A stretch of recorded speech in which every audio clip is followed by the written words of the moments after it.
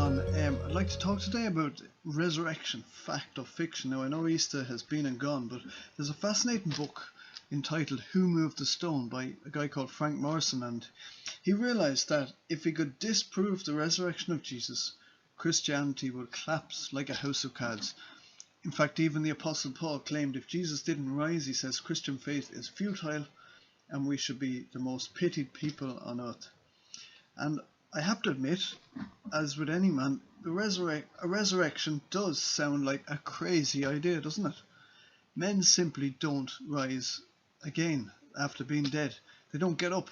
Mere mortals stay dead. However, there is an issue. No one ever discovered a body, and the tomb was empty. Now, I want to suppose we have exclusive access to CTV footage of that Sunday morning at the event of Easter, on the outside and the inside of the tomb, so we can see what really happened. And I'm going to explore some of the alternative theories as to what happened and see how plausible they are. So if the resurrection didn't happen and it was something else, here are the only theories that are out there. The first one is the swoon theory. What happened, some people say, was that Jesus never actually died on the cross. He only blacked out. When he was placed in the tomb of Joseph of Arimathea, they didn't notice, but he was still alive. His ignorant disciples couldn't believe that it was a mere resuscitation, so they insisted that he'd risen from the dead. Now let's see if it stands up to investigation. Some of the evidence first evidence is this documented details of the military diligence of the Roman soldiers. Polybius, one of the Roman writers, indicated that the fear of punishments produced faultless attention to duty, especially in the nightly watches. The punishment for quitting a post by a Roman soldier was death. Many steps were taken to ensure security at the tomb as well. A large stone was placed in front of the tomb. A Roman guard was placed at the tomb. This Roman guard is thought not to be one soldier, but a subdivision of a Roman legion. 4 was the number of a regular Roman guard. It is recorded that any guard found asleep on watch would be beaten and put to death.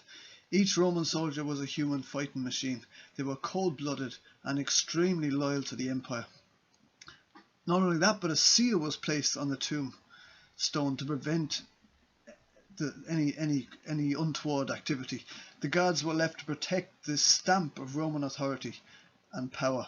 The breaking of the seal alone was a crime and a fearful deed indeed. So what this swoon theory proposes is that it supposes Jesus had survived the 40 lashes that ploughed his back, the crown of thorns that had pressed deep into his head, the constant struggle for breath as he hauled himself up and down on the cross to avoid suffocation. It supposes that he hoodwinked the Roman executioners into thinking his limp body was actually dead when really he had one eye open. And this theory is ludicrous in a sense that it suggests that Jesus, in his weakened state, was somehow revived by the cool air of the tomb and the aromatic therapy of the spices, rolled back the stone that normally took 4 men to move, bopped the 4 Roman soldiers who weren't suspecting a thing on the head and ran away. Then he snuck up to his disciples, convincing them that he'd risen with his propped up body. So at best it seems unlikely, but there's further evidence against the swoon theory. The sheer brutality of the crucifixion. The Romans were good at killing. I think it's reasonable to assume that they knew what they were doing. Even the Roman centurion watched him die, and he recorded the fact. Had any of this been true, either Jesus was a liar or the disciples lacked any cop on and certainly lacked integrity. Further, there is medical evidence. In John's Gospel it says that when they came to Jesus, the Roman soldiers, and found that he was already dead, they did not break his legs. Instead, one of the soldiers pierced Jesus' side with a spear, bringing a sudden flow of blood and water. The soldiers broke the criminals' legs in crucifixion so that they could no longer lift themselves up and down for breath. The executioners believed Jesus to be already dead, presumably because there was no movement. He wasn't hauling himself up and down, and the spear was their way of proving that he was dead, and certainly making sure that if he wasn't, he certainly was after. And the weight of medical evidence indicates that Jesus was dead before the wound to his side was inflicted. Medics conclude that the spear thrust between his right ribs probably perforated not only the right lung but also the pericardium and the heart, and thereby ensued his death. Speaking of this, in one of the books, James Thompson says this, that talking about the physical cause of death in Jesus, says that he describes that the death of Jesus Christ was due not to physical exhaustion or to the pains of crucifixion, but to the agony of mind producing rupture of his heart. His energy of mind and body in the act of dissolution proves beyond contradiction that his death was a result of exhaustion, was not a result of exhaustion. The soldier's spear was the means to exhibiting to the world that his death was due to cardiac rupture. Medical consensus is clear that he was dead from what we are told in the historical facts that are revealed. Medical consensus is also clear that the smell of the spices, the irritation of being rolled in them and in the wrapping would have stirred him if he had been alive at burial. His head wrappings would have suffocated him beyond doubt. So medical opinion is very clear that Jesus was completely dead, and the swoon theory really doesn't hold water. Even Jesus' enemies believed that he was dead. So if he was dead, we must conclude that there is another explanation for the empty tomb, because everyone knew it was empty. So the next theory is the theft theory, that somebody stole the body. Was it the disciples? Maybe they snuck past the Roman guard in the dark. They rolled back the stone and robbed the body of Jesus. They put him somewhere safe where he would never be found again. Either that, or the Romans or the Jews stole the body and then mislaid him. It's interesting that in Matthew 27 it's recorded that the religious leaders asked for extra security because there was talk of a resurrection beforehand. Now, I don't think they were worried about a resurrection. They didn't think for a minute that would happen. But they were concerned about a deception attempt by the disciples. And they actually half expected the disciples to steal the body, and they took steps to prevent that from happening. So all Jesus' enemies thought Jesus to be dead and knew the tomb was empty. Even an example is Justin, who claimed that the disciples stole the body. It was one of the theories that did the rounds for a while. What evidence have we against the disciples stealing the body? They certainly had motive, but what else do we know? For one, I think the security measures were insurmountable for the disciples. Security around the tomb, as we've already noted, was very high. And it was too high for an assault from these floundering disciples, because you've got to bear in mind the disciples were flabbergasted. Their Messiah was gone. He died. They weren't expecting him to rise from the dead. They were depressed. They were cowardly. They were hiding behind locked doors, terrified. We're told that in John's Gospel. Peter had tried resistance, we remember too, at Jesus' arrest. He'd swung a sword aimlessly and cut off one of the servants' ears. He was hardly military material, and neither were the rest of them. It's simply not plausible that they suddenly became brave and daring, and not only daring but capable of such a move. The disciples could.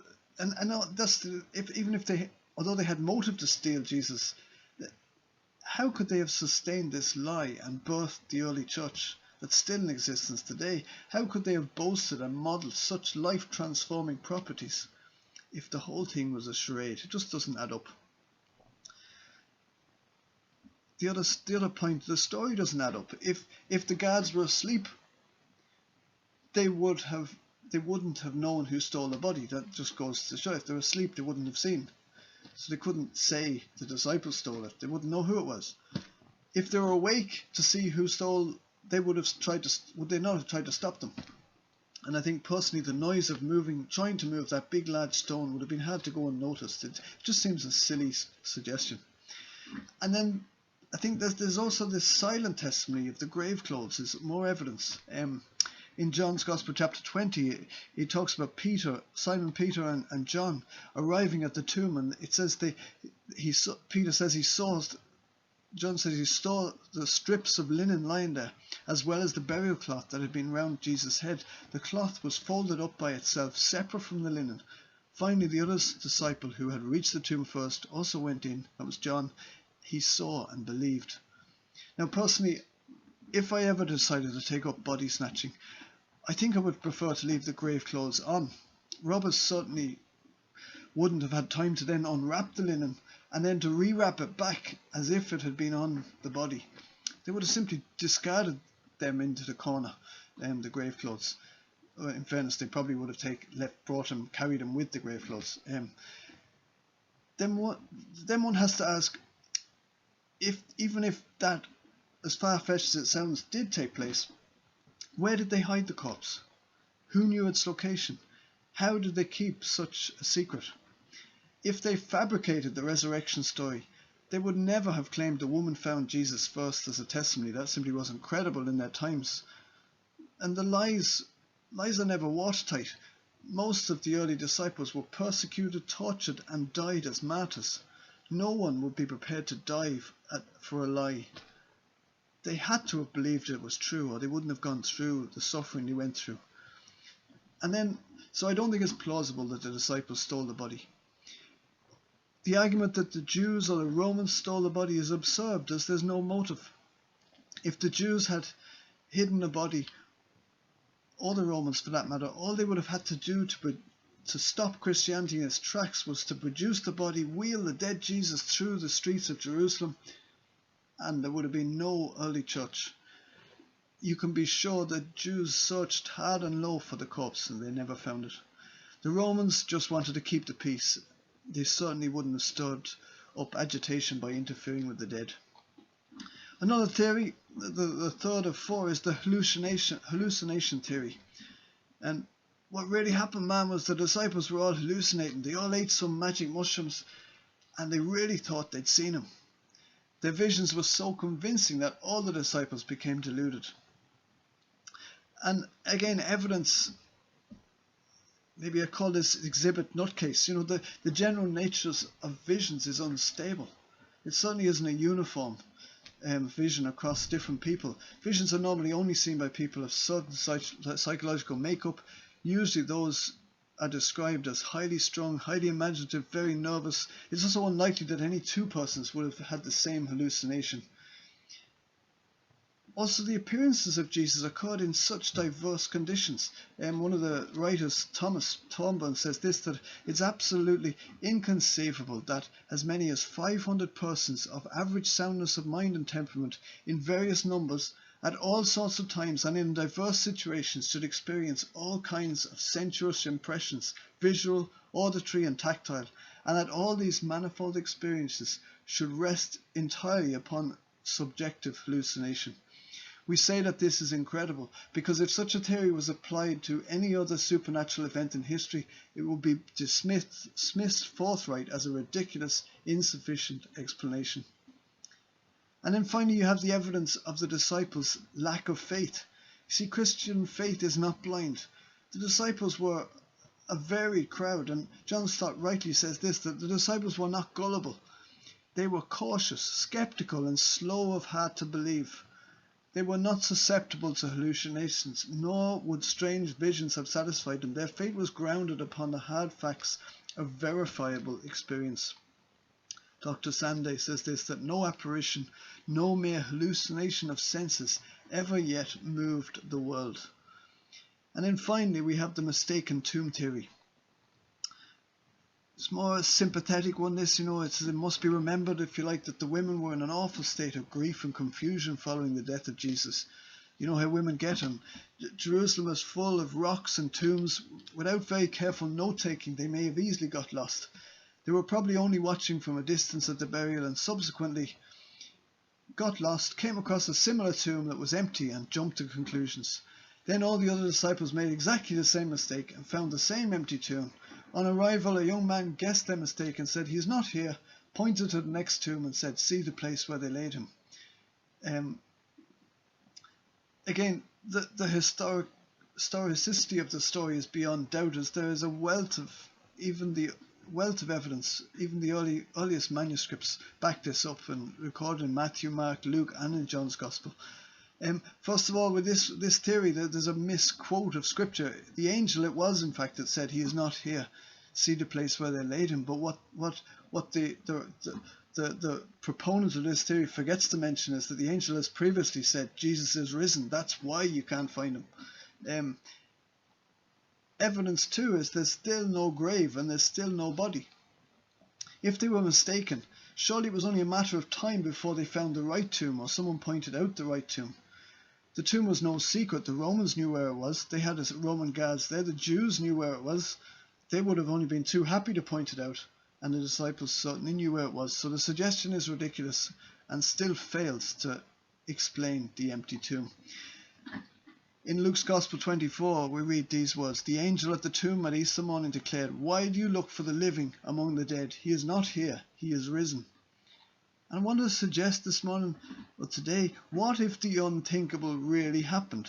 After the horrific, brutal events of Good Friday had ended, the pain had ceased, the suffering had finished, and if we could see that CCTV camera, the cold corpse of Jesus lay motionless in the rich man's tomb. His blood had congealed in his veins, his eyes had a fixed gaze. It was too late for a defibrillator. He was dead and now buried. And imagine that camera, scenes from the camera as the camera image shook with the earthquake. A huge stone was rolled away with an angel sitting on it. On that as sunrise flooded the tomb with light, and Jesus stirred. He stood up and he walked out that Easter Sunday. Resurrections don't happen every day. In fact, in every other religion, their leader has a tombstone, but not Jesus. He only borrowed a tomb, just for the weekend. The surprised reaction of the disciples tells his own story. They weren't expecting it. The disciples were transformed from frightened, cowering men in hiding to bold men proclaiming the gospel, taking them to the ends of the earth, and even dying for the cause. See, God designed the resurrection to get our attention. I said at the start that dead men don't rise, but the Son of God did. If Jesus really rose from the dead, then his words and claims are worth exploring. If he really rose and conquered death, then it validates everything he ever said. If he is alive, then the living friendship with God is really possible. Sins can truly be forgiven, and hope beyond the grave can be a certainty. So I would challenge you to go and check out the words of Jesus for yourself. I'm your host, Matt Tuttleby of Bundoran Bible Reflections.